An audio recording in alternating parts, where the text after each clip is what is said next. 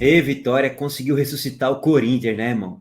Conseguiu ressuscitar o Corinthians que só tinha uma vitória no campeonato. Em 13 jogos, o Corinthians tinha vencido um jogo apenas. Estava afundado na zona do rebaixamento com 9 pontos.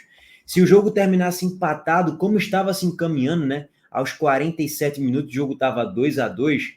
O Vitória chegaria a 13 pontos e o Corinthians chegaria a 10 apenas e afundado na zona do rebaixamento e na 18ª colocação.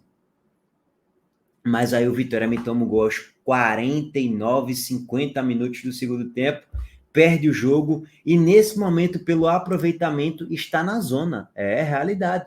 O aproveitamento do Vitória é de 28%. Só que o aproveitamento do Grêmio é de 30%. O Grêmio tem 2 jogos a menos do que o Vitória. Por isso que, se o Grêmio empatar um jogo, por exemplo, dos 2 jogos que tem atrasado, o Grêmio vai a 12 pontos e já tem um saldo melhor do que o Vitória. O saldo do Grêmio, o saldo de gols é de -4, o do Vitória é de -7. Então, um empatezinho do Grêmio faz com que o Grêmio já passe o Corinthians e o Vitória por tabela. E se o Grêmio ganhar os 2 jogos que faltam, já vai a 17, já pode chegar à 12ª colocação.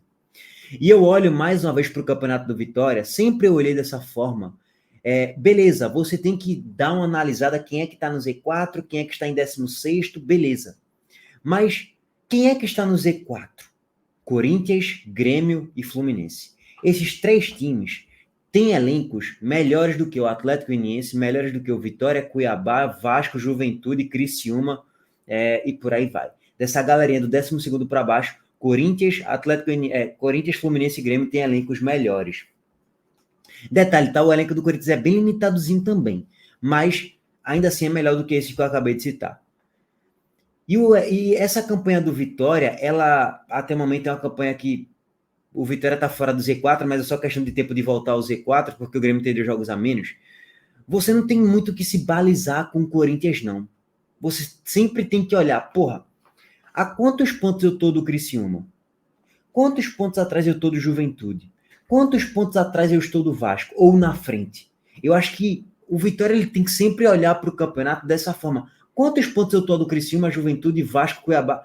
E não ficar se balizando com o Fluminense. Beleza, o Fluminense é o lanterna, disparado. Mas olha o elenco do Fluminense. John Arias vai voltar da seleção colombiana. Thiago Silva já foi contratado, anunciado, questão de tempo para ele jogar. André tá voltando. O elenco do Fluminense tem Marcelo, Fábio, Ganso, Keno, Cano, Martinelli. Olha essa Terãs. Olha a qualidade do grupo do Fluminense.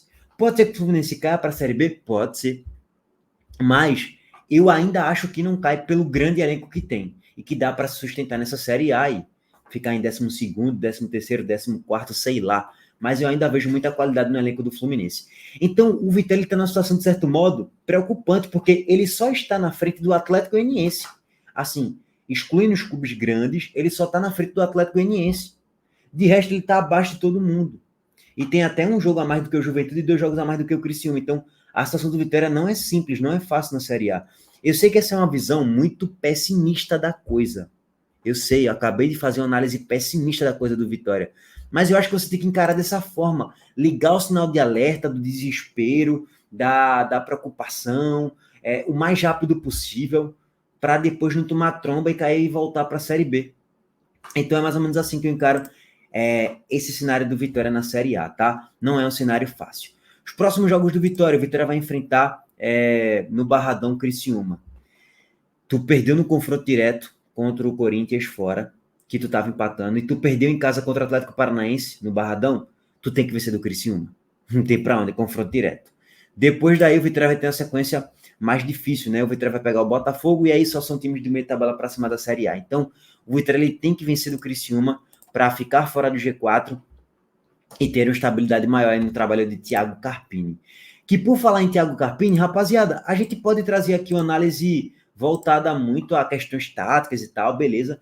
Mas futebol se decide nos detalhes, e o detalhe da qualidade técnica, cara. O Corinthians tem um jogador que é, porra, muito bom jogador, o Rodrigo Garro, que destoa positivamente em relação à média dos camisas 10 que jogam aqui no futebol brasileiro, e que decidiu o jogo, pô. O cara fez 2 golaços.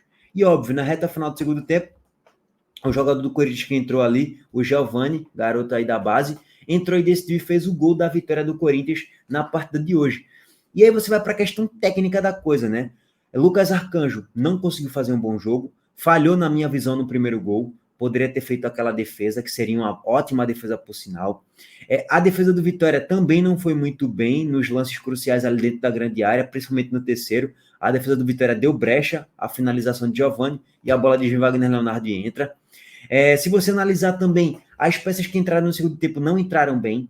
Cáceres não entrou bem, Zé Hugo não entrou bem, Janderson não entrou bem. Janderson entrou bem, tá? Parênteses, Janderson entrou bem no jogo. Daqui a pouco a gente foca em Janderson. E Dudu, péssimo. Com segundos de jogo, quando ele entra ali na reta final, ele sofre cartão amarelo. Ele perde a jogada que cria uma situação perigosa pro Corinthians. Dudu entrou mal. Só que aí, Thiago Carpini, tu tem Daniel Júnior que tu não coloca para jogar. E ninguém entende por quê. Tu poderia colocar também o próprio Fábio Soares, que é da base.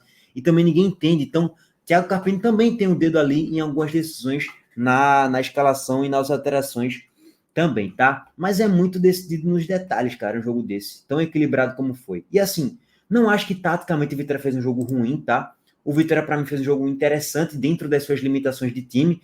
Conseguiu criar situações perigosas no primeiro tempo. Tem uma finalização no travessão do Luan Santos. O Vitória incomodou a equipe do Corinthians. Conseguiu fazer um jogo competitivo.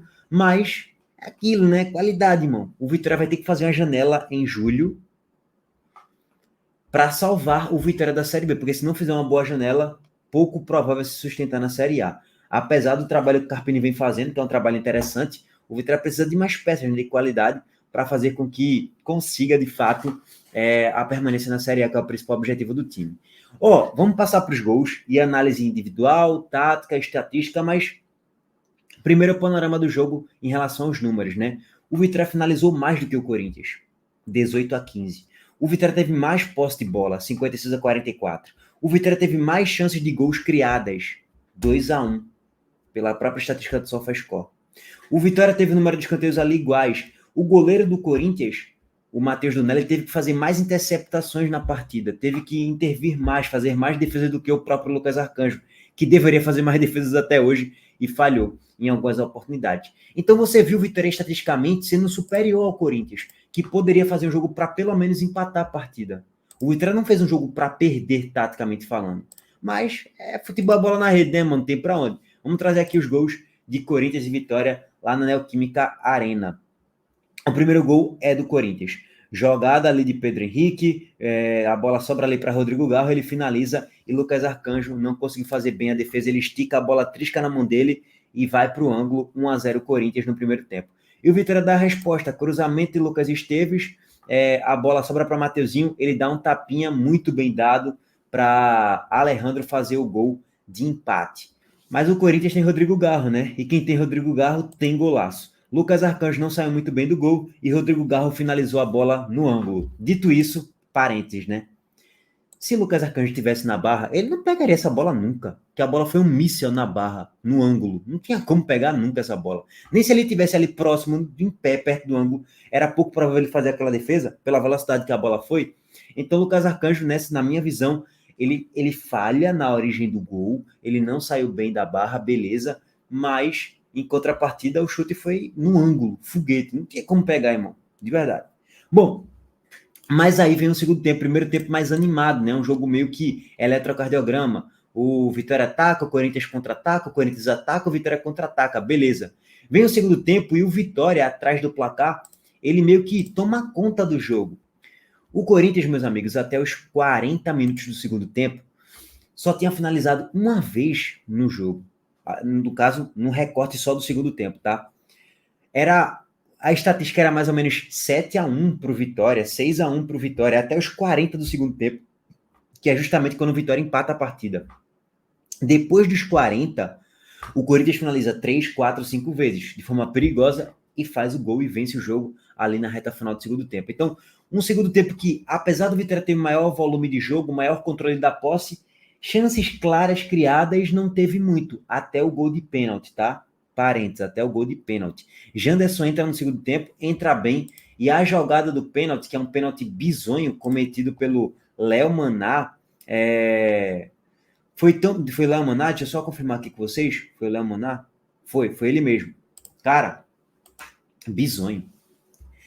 Jogado na ponta direita, Janderson dá um tapinha ali e tal, o Léo Maná meio que tá no controle da bola, e ele todo atabalhoado, abre o braço, aí a bola pega no braço dele e vai no chão, tipo, pega na mão dele, no caso. Ele meio que jogou basquete, tá? Pênalti, claro. O juiz marca o pênalti e o pênalti é convertido.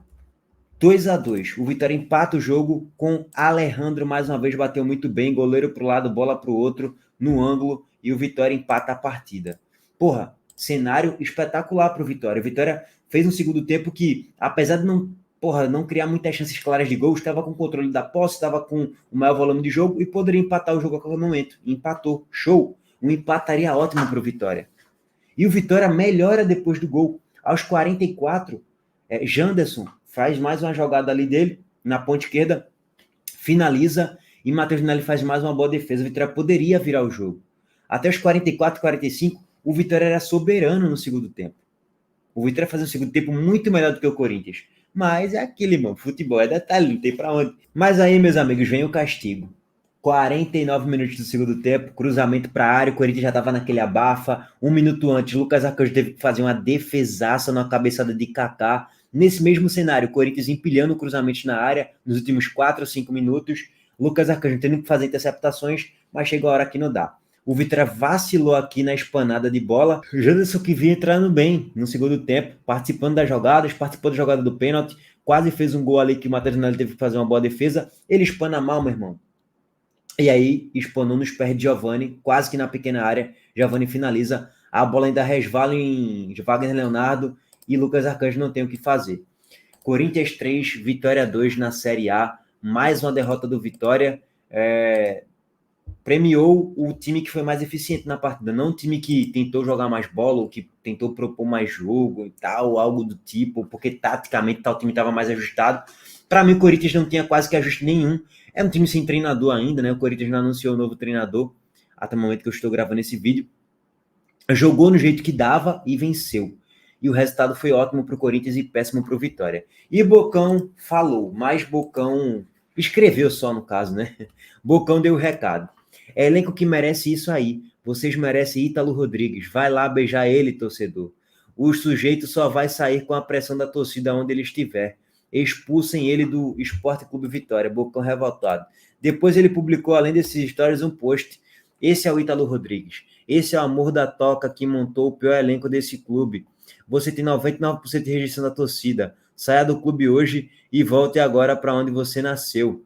O torcedor, esse Ítalo é o que está acabando com a gente, que manda nas piores contratações do time. Ele é o diretor de futebol, que não temos zagueiro, atacante e lateral. A pergunta é, vamos tirar ele quando? Meu vídeo, aí ele complementa, meu vídeo hoje vai para você nessa sexta-feira, Ítalo. Veja, ok? Suma dessa cidade hoje. Bocão pé da vida, velho. De fato, cara, se a gente analisar em alguns aspectos ali, eu concordo com o Bocão sim. O time do Vitória é ruim, limitado e escasso nesse momento, né? O zagueiro é um volante que hoje se lesionou. Foi o próprio Caio Vinícius. Luan, durante o jogo, também se lesionou, teve que sair. Então, o Vitória com muitas lesões, um time meio que esfacelado.